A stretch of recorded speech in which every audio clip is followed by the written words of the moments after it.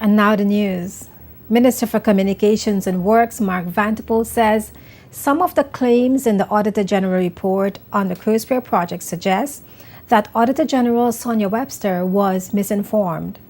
The report, titled Port Development Project Special Project, was laid on the table of the House of Assembly on July 22nd.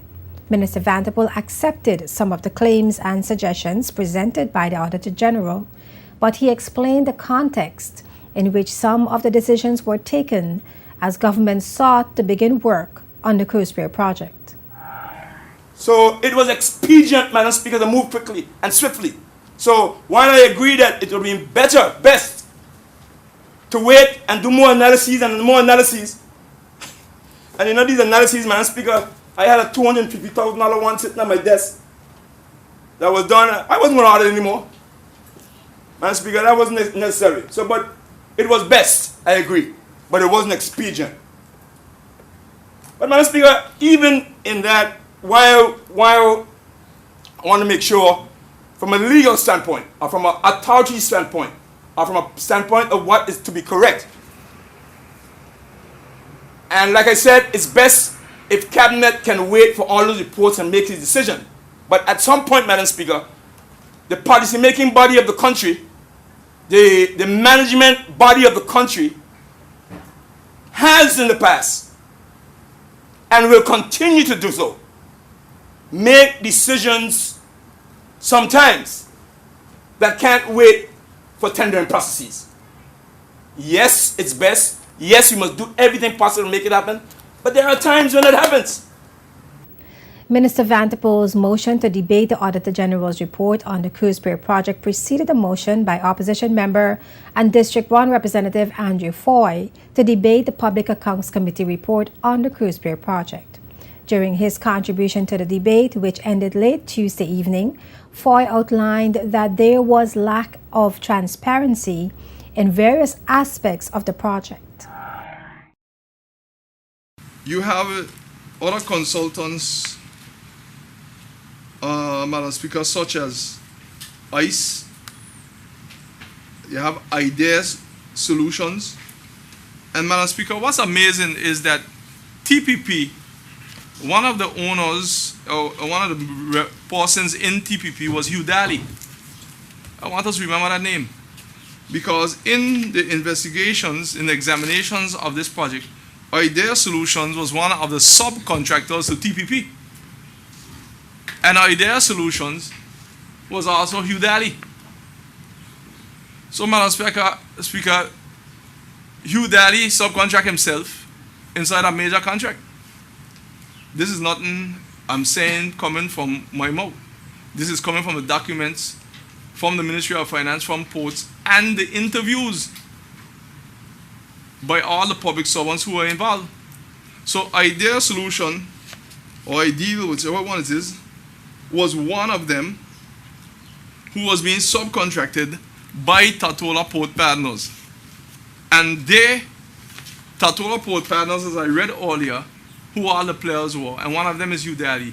And he now showed up in Idea Solution, Madam Speaker, who was subcontracted by TPP. So that means he has subcontracted himself. Madam Speaker, that in itself is a lack of transparency. That in itself, Madam Speaker, is a conflict of interest. That in itself, Madam Speaker, raises a red flag.